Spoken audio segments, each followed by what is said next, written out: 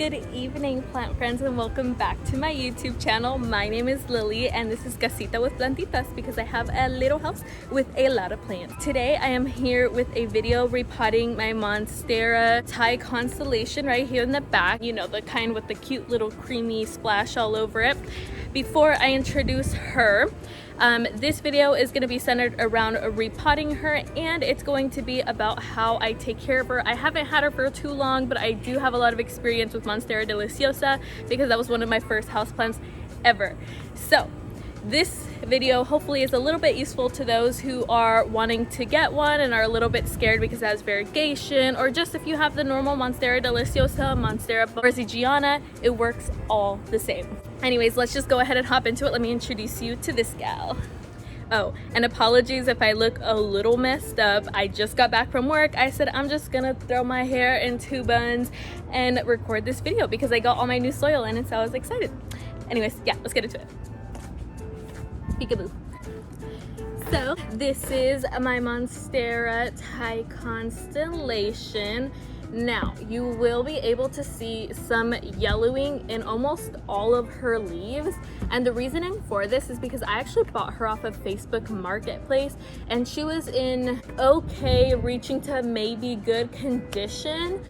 She had a lot of yellowing on like almost all of her leaves, kind of how she does right now. Her leaves are kind of like curling. Like when I got this plant, the whole entire leaves were just like flopped over. Obviously now that isn't too much of the case. They're a little bit perked up now. I actually got this for a really good deal on Facebook Marketplace. I'm really glad I snatched her up, but obviously she does have some rehabbing to do. I guess she didn't do too well in shipping. And my kind of guess is that she wasn't getting the requirements she needed at her last home. So now that she is with me, she's going to be repotted. She is in a, I want to say this is about a 5-inch pot. And I'm gonna be putting her back in this pot just because I don't have a bigger one right now and I don't know what her root system is gonna look like. The game plan right now is to put her into a really well draining soil, because if you take a look right here, the soil actually looks a little bit heavy, and I noticed that it does retain moisture quite a bit, which isn't a problem because I'm kind of an underwater, but I want to give her what she needs, and I will change my, routine for her, that is for sure, because she is now in my home. She is a guest in my home. Like I said, worst comes to worst, if she has root rot, if the roots are just looking like complete crap, then I'm just gonna put her into leca. I have no problem with that. I'm sure she's gonna thrive in that. But this is her. I'll give you a good look.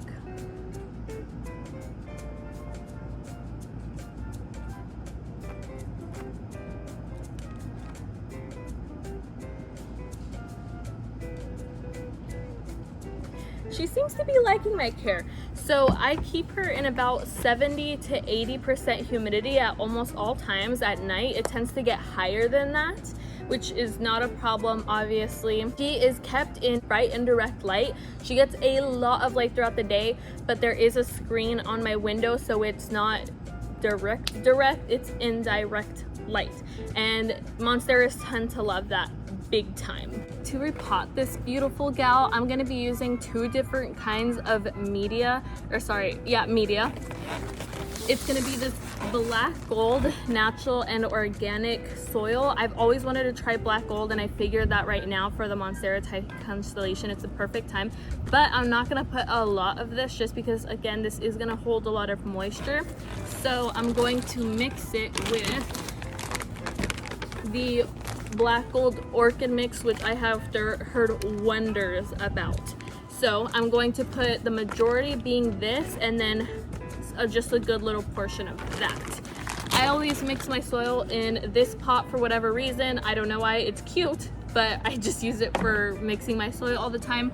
And then I also have my little shovel here, and I have the water bottle mister or whatever on the side to moisten the media, because I like doing that when I transplant. Whenever you transplant, you should definitely always wet the soil, not leave it where it's super wet. I'd probably say just enough to where it's slightly moist, because it actually helps with transplant shock.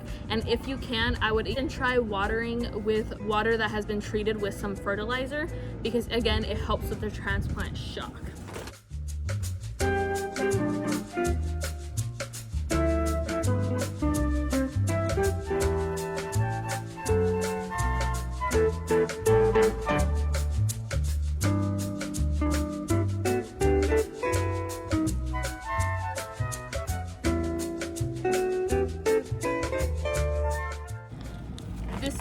black gold soil looks like. Honestly, it looks almost identical to the seed starter mix that I use, which I have right here, and it's the Espoma seed starter mix. It's just as light, it's just as dark. Honestly, I could probably use this for seeds with vegetables and whatnot, and I think they do, yeah, they do have fertilizer, but it looks like it's only 0.05 nitrogen, so that would probably be the equivalent to about Super Thrive's fertilizer. Which is not too bad, especially when you're transplanting. Getting on to use this guy, we're just gonna go hefty. Okay, I'm like instantly realizing that this mix is not as chunky as I want it to be. It looks almost identical like the other one, except that it has these small pieces of bark, which I mean it's supposed to, but I didn't think it was gonna have as much peat moss. So I wouldn't have put the other one if I knew that. Yeah, it looks like for the most part, I don't know if you can see that. It's not as much bark as I'd like it to be, but we're gonna work with it. Like I said, I'm an underwater anyways, so shouldn't be too bad. All right, we're just gonna start off with that first. Gonna mix it up a bit. All right. And then we're gonna take this gal out. I'm gonna bring a box over so I can dump all her old soil in it.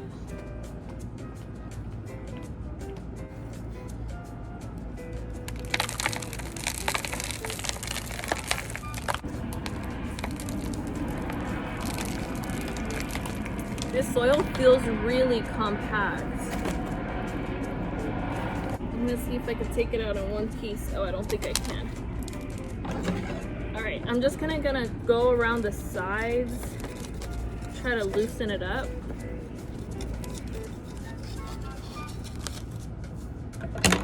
See if that helped any.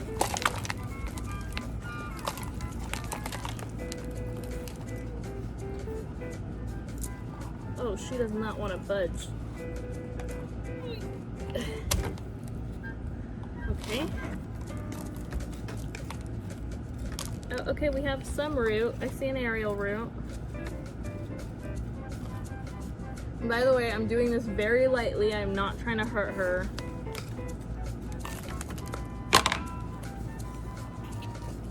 This is why I haven't been watering her much either, which there's no damage up because of that. But I just knew that the soil was so compact and like obtains so much moisture.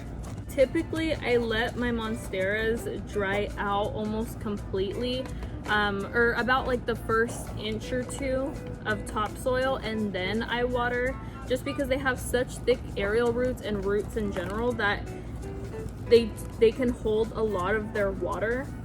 And their leaves are pretty thick. That's one of the ways that I can tell if a plant needs to be watered more often than not. For example, I would probably water my begonias just a little bit more frequently than I would my Monsteras, just because they have a lot thinner of leaves and they can't hold as much. But that also depends if you have it in direct sun or not, because then it's gonna dry out a lot sooner. There we go. Oh no. So I kind of expected this, but I didn't know how bad it was gonna really be. She's almost a complete stump, but not completely, just because she does have these gnarly thick aerial roots. I could tell a lot new growth has come about. It's not looking too great. I'm gonna go wash these off and I'll be right back. You could kind of see a little bit better now what I'm talking about. So she does have some pretty good roots going on, but not a lot, like not as much as I thought I would for this plant, just so you could kind of see how big she is. Yeah, so this is kind of what we're dealing with. Again, not bad, because all this new growth is making me really optimistic for her, but I'm really glad that we're repotting her, and that's all I'll say about that. So let me put her down and then start getting this new pot ready for her. Look at that. It doesn't even want to come out. That's what she was in. It's like cement.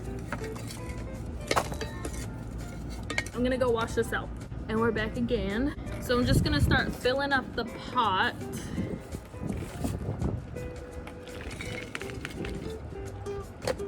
Filling it up about halfway.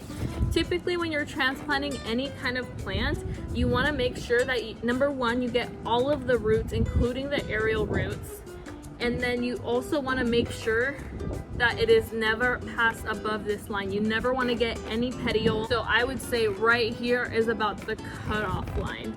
And do keep in mind that when you water, it's going to sink. So when you first transplant, you can always put a little bit more since it is going to sink. But I would watch that. If you do see any roots starting to being exposed because of your watering, I would put more soil. So definitely watch out for that. Yeah, so I would already say that I have to dump out maybe a little bit just because, or actually, oh yeah, because you see how the aerial root right here is gonna be exposed. So I'm gonna dump out a little bit. Another thing that helps as well is if you pat down the pot, it kind of helps everything to settle how it would when you watered. I've heard that these Monstera Thai constellations in particular, so this doesn't really apply to the Monstera deliciosa, or maybe it does, I'm not too well aware of it.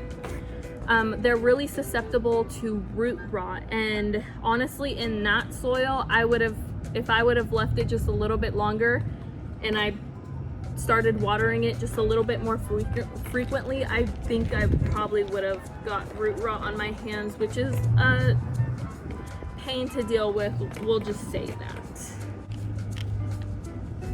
All right, it's getting to, ooh. I usually have my boyfriend come and help me transplant for the same reason, because these plants are bigger than I am. Okay. All right, I'd say just a little bit more and we're good. So far, so good. Gonna go straight in with my hands.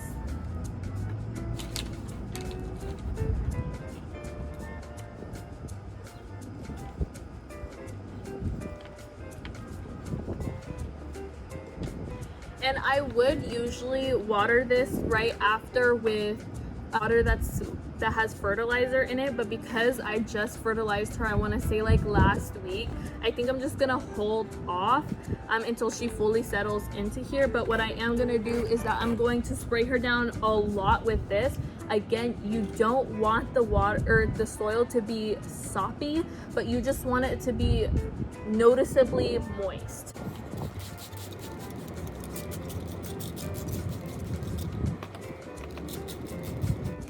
I think one thing that always helps me is not to wet it until it drains to the bottom. So obviously misting it isn't going to do that. But if I wanted to grab the hose or just like a cup of like room temperature water, I would just do it enough to where I see a little bit dripping and I know that all of the soil has completely gone through. With these Monsteras, I think definitely one of the key things for watering is that you want to make sure that it's flowing all the way through when you water it, not later, because that's how you know that your soil is doing what it's supposed to be doing. So for example, with this old soil that it was in, it was not doing that at all. Instead, it just stayed there. So that's why I didn't water it much at all, because I knew that if I did that, the water was gonna stay so much that it was just gonna be awful. And the next thing is that this is a terracotta pot, so I could already feel that it has some moisture that's pulling out.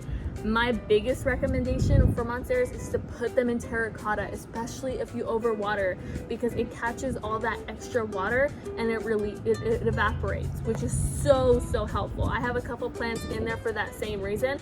But if you're an underwater like me, then I would probably suggest putting them in something like a ceramic or plastic, just something that will hold the moisture a little bit more. There are just some plants that I tend to overwater than others, and then some that I tend to underwater. And I'm more than happy to make a video about how to measure your watering, because that's something that I definitely had to learn as a houseplant enthusiast, and then even as a vegetable gardener and herb gardener.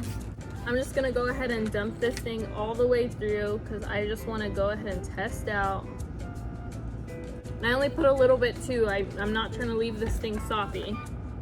Another thing to note too is that more of the conditions that I leave it in is that it is in really, I want to say like a really hot room. Now it's not like scorching hot, but it can get up to 90 degrees in the morning and in the afternoon, because I live in Sacramento, California, which is the valley, and it does tend to get pretty hot in the early morning and afternoon, especially in the spring and summer.